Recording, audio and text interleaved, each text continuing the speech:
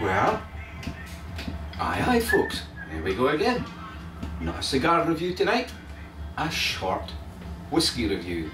In fact, it'll be quite short. Well, I'm hoping we'll have at least a 50mm minute. I was going to say, hopefully the nip's too short, but the video will be a little bit shorter than He's normal. a real stingy. And it's Steve and his whiskey. Serious Steve and Mr. Boozy Bell Hiccup. Nice to see you again. Yep, they're not in you. Here to enter for entertainment purposes only. I know. Cheers, all the best folks. Nice to see you again. I know. You're drinking beer. I'm having a wee beer first just to clear the palate, you know what I mean? Oh, we better join you. Go and say it. Why are you falling apart? Thank you. No, oops. No. No, he's not falling apart. Go pick up. No, you see, we're not prepared tonight. We would have maybe had a water normally along with this. But, however, let's just get the thing going. Bill, we've decided tonight we're going to have, as our wee whiskey dram. I'll read it off the label. Ah. No, that's not the whiskey. No, okay. It's not a new brand of we read it off the label. No. Might be a clever one, right? Don't forget it. As we get it, and oh yeah. manager's choice, and all these other things. So it could be could be something. Maybe something that they've done that. Read it off the label. Anyway, it's the Glenlivet 12-year-old. Way, look at that. Get in there. Widely available through all good supermarkets and independent whiskey wholesaler, retailers, you name it, and Uncle Tom Cobley and all. Oh, he's here, look. And then the coffin, just where we are. Then in the coffin tonight. There you are, folks. The Glenlivet, which comes from Murrayshire, very, very close to Ballindalich. Steve knows all about Ballindalich. Well, we've done that before. Ballindalich loon. Ballindalich. We've done it before, not this particular one, but we've done the kind of limited, Gordon MacPhail limited edition. I know, this is where I'm getting losing track. It's been so long since we've done anything whiskey-wise. I forgot which whiskey review this is. It doesn't matter. I'll look it up and post it on the intro on YouTube. We'll eventually get around to doing it. If I ever get around to picking up on YouTube. But anyway, it's the Glenlivet 12-year-old. Now, 40%. 40% volume. 40% volume, just so we know that as well, just as a matter of. No, it's a bit of a shame perhaps, because I was expecting the Glenlivet to be just a wee bit beefier than that. I know what you mean. Because it's such a great name, great reputation. The 12-year-old could sit with a 43, could it? But we'll see, like, but yeah, 43 would be nice, 46 so, yeah. even better, but yeah. Obviously there are others, many others in the Glenlivet range, obviously independent bottlers. Gee whiz, I wouldn't even like to hazard a guess at how many independent bottlers do this. It's going to go wrong with Glenlivet. Huge. That is the history of it.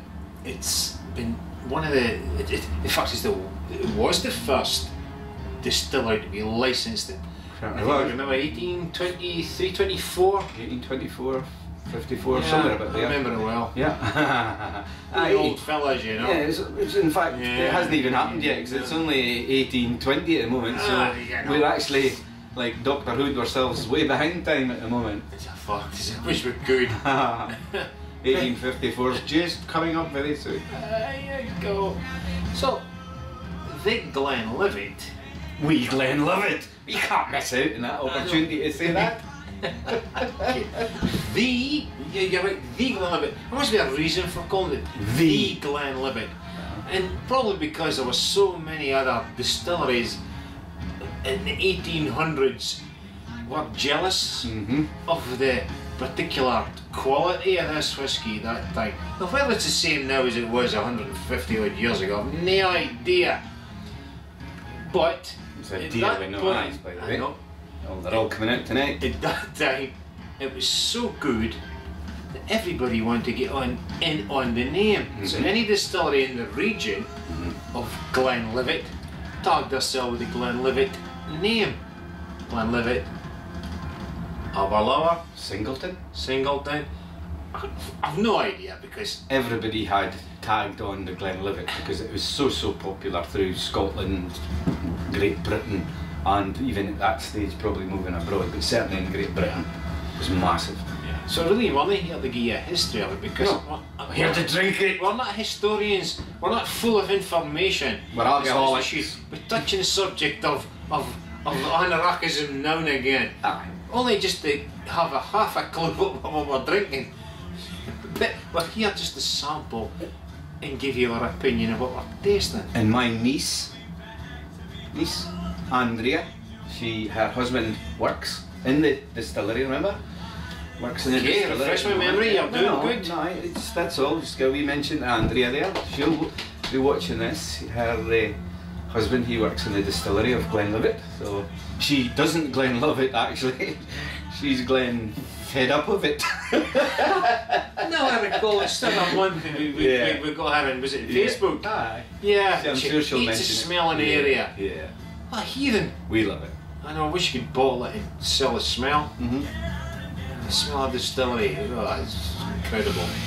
But anyway, we're going to pour ourselves a dram, as you'd expect. Live on air. Now this bottle's 2/3 of the way down. I've had it for a wee while.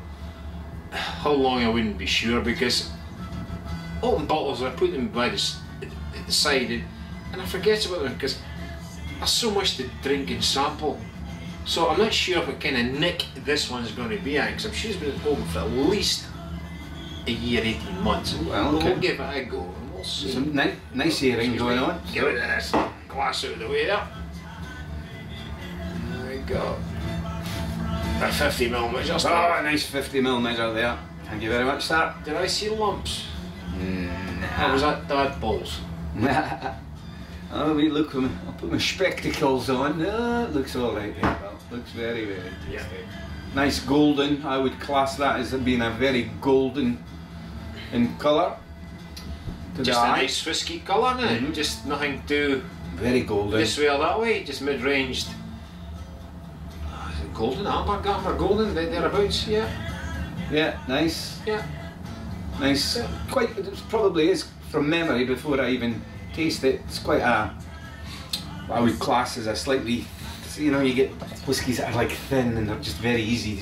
They sort of go down your neck. Like some of the whiskies from around Ballindalloch, Morayshire, Aberlour, Dufton and stuff like that. They've all got that slightly heavier texture to them and just a little bit more to them. More syrupy, you might say, but there's no syrup in it. But so we'll have a wee snuff down and see what it's saying. Yeah. What's it say? A wee bit of legs there. Oh, hey, wow. Right away. Thankfully my nose has been a lot better to me this week than it was last week. Was it fighting with you? No. Did it fall out with you? Yeah. It was choked. Was it being difficult? It was being choked, that's what it was being. And I couldn't really smell properly. But, Was that a joke, was it? Did you pick your nose? no, it's No, you could have picked a better one. picked a bigger one, a smaller one. It's not a joke, as well. So, on the nose, very pleasant. Sweet. Sweet, honeyish, heather. I'm even getting your old Blackpool Rock, slightly minty. Yep. Slightly floral. That was the next one, floral I had. Those pink little flowers. I've got yet to find out what the name of that shrub is. It's a little pink flower that the bees actually love.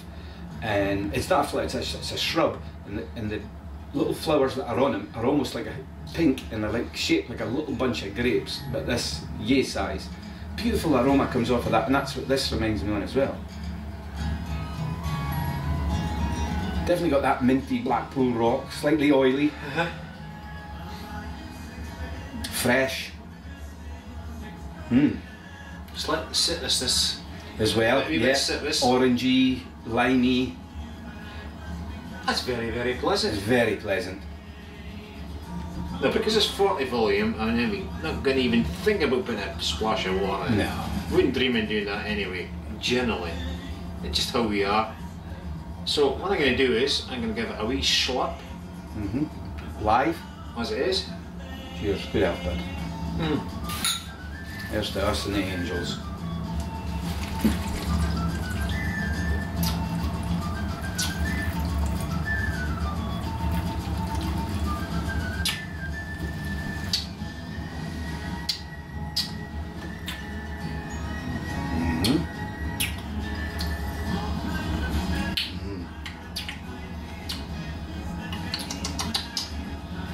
Well, as I would recommend, I'm not going to rush it. I'm going to take 5 or 10, take some notes, and come back to you. But right now, I pick up like, go for it. Slightly, a nice coating over your tongue, slightly tangy, spicy across the side of the tongue, sweet in the finish. I still got this mintiness going on in my mouth, quite big. Nuts of florally in the mouth. Very, very tasty. Warm. Not hot, not burn. Warm. Good. Back in a moment. There's a wee pause. A minty pause. A minty. Well, aye again, folks. Back to the coffin. Reviewing the Glenlivet 12-year-old. The Glenlivet. We Glenlivet. You get the opportunity to say it, you've got to say it. The Glenlivet.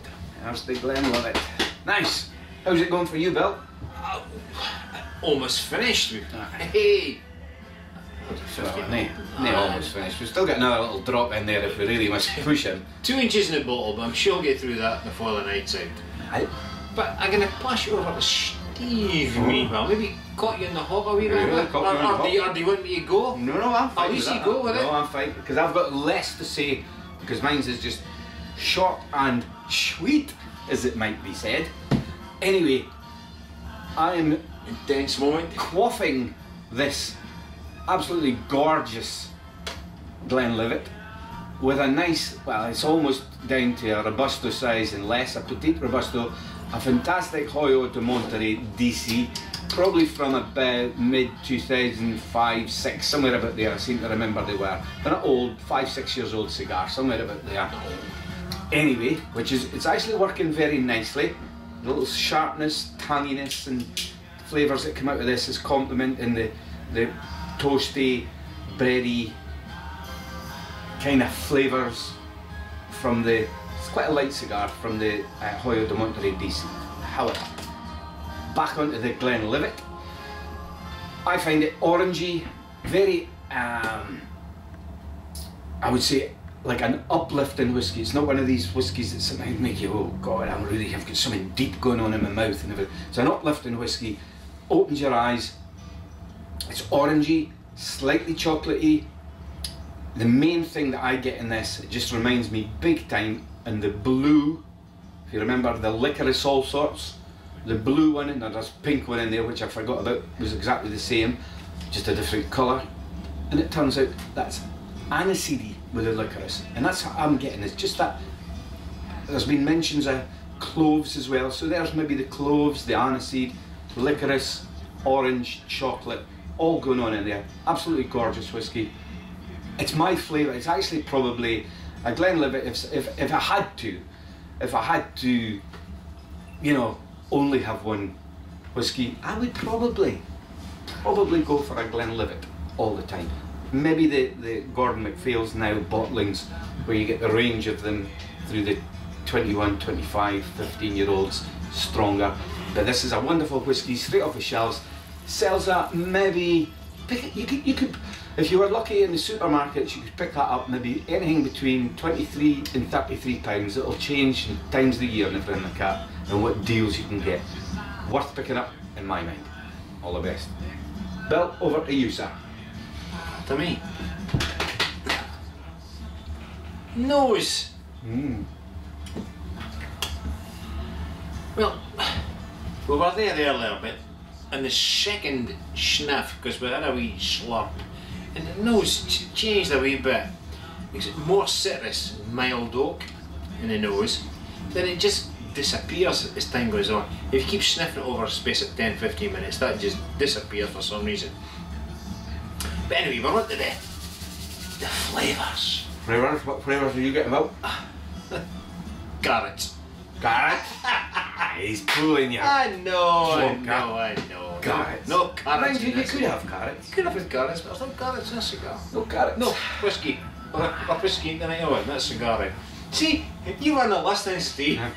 You weren't listening. I'm taking notes. You were agreeing with me. I'm taking notes. I'm listening and I'm taking notes. I was going to come back at the end. I caught myself out. See? Carry on, McDuff. I ain't got the same memory as Steve. He's a lot younger than me. So I've got to write things down. Right. So, anyway, and the arrival, it makes your tongue tingle. It's just this citrusy thing going on. It just makes your mouth dance, and it just it's almost refreshing. It's uplifting. Very good. Yeah. But so it's got this orange peel, not the orange juice. Orange peel. It's sweetness, because orange and citrus peels generally sweet. When you get the oils, so you get the flavours. That's sweeter rather than totally. Yeah. And fresh pineapple. Loads of that going on as well. Get a pineapple, but no. Okay, I'll look for that. Fresh pineapple. The next nip, I'll look for it. Help us. Right, the whiskey. But it moves on, does it? And I've got this violet sweeties. Okay, as well. Yeah, we're into sweeties. So it shows. There's a theme. Yeah. I know I butted in, but there's a theme then, isn't it? It's obviously a sweetness. There's a sweetness to the whiskey, isn't it? Which just goes on, and that's where it sneaks in. Because the violet sweets are difficult to explain unless you've bought one in your mouth. But it moves on from the violet sweets, because it progresses from there. The longer you let the nip lie in your glass, the more it develops, because it goes on to, you said it yourself, the licorice. Licorice, there's definitely a licorice seed. I didn't think of that. Yeah, you got the cloves. I didn't think of that. But it was mild clove. Maybe I'm thinking mild clove, and you got the aniseed. Maybe that's probably very similar. Probably more correct from your perspective. Maybe more aniseed than clove. But I got the mild clove and mint. Now the mint and the clove, maybe, I don't know if you mix it too. Maybe they've got this aniseed thing going on. I wouldn't be sure, but look. But someday we're going to try it. We're going to mix clove and mint. We're going to mix aniseed and mint as well. So we'll do a Pernod. We shall. / minty mojito. Wow. That sounds good. We could do it tonight. I've got time. And we'll review it. We'll be up for 24 hours. We'll come back in 24 hours after this session. Mild clove and mint. But you were right, it moves on from there. It almost goes back to being sweet again. And that's where maybe the sugar coating of the licorice, all sorts, of the blue. Is there red ones in there? Blue and a pink one, both the same, just different colours, but they're the same base line. And that's maybe the flavours that we end up with. We've got a box at the buffet, so we'll just have to open them up. And that's where it ends. This blue and pink licorice, all sorts. And it's just nice. Now, I've only got a dribble left in me. My glass. I wasn't going to stretch over you, so I just poured myself a little, just a proper little nip. But I'm going to refresh my glass and we're going to come back again. For a very final finale. We shall. And a half pause? That's a half pause. Half pause. So it'll only be 2 minutes this time. Let's get this goddamn video finished. God almighty. I know. What a review this is. Let's just get it finished, please. I know it. Look at this. I know. Here we go. There's a drum. Dancing drums. Dancing drums. Here we go. I know. There you go. We Glenlivet. Sorry, that's 3 times. But we're lazy people here. Rather than empty. I've tried to empty the bottle in 3 different stages. We just thought we'd pour the whole bottle in. Do it in of what was left in it. And the glasses, so great stuff. I can't wait for the cigar review tonight, by the way, because we're going to be pissed by the time we get there. Mind you, it might make it taste better. That's another story. Where were we? Yeah, the Glenlivet. The Glenlivet, 12-year-old, 40%, 25 to 30 quid in the supermarkets. Very, very easily got. Buy it. That's what I would say. Buy it. Scores on the doors. I'm going to score it the same way as I would with a cigar, and that would be 94. There you go. I would score that a 94 whiskey because of the cost, the flavours, the taste, and what it does for you. That's bloody good whiskey in its time. So there you go. I've enjoyed it. Here's days, as like is. So Well, am I going to bore a wee bit more? Just as a curiosity. A lick curiosity. Yep. Way back in 1824, which is about 3/4 of an hour ago. Carry on, Macduff. What kind of barrels Ah, did they store their whiskey in? they stored them in bourbon oak barrels. Is what they said. But- but way back in did they? 1824. That's what I'm saying. Oh, sorry. Did they? I thought you meant 25 Yeah. minutes past 6. I know. So reasoning, if you like, is that this particular style we've got here in front of us, modern day style, is probably more Contrived. less influence from the barrel than perhaps there could be in some whiskies. I would suspect it's definitely an ex-bourbon barrel, but probably more second and third fill barrels mixed with maybe first fill, because there's very little bourbon in there.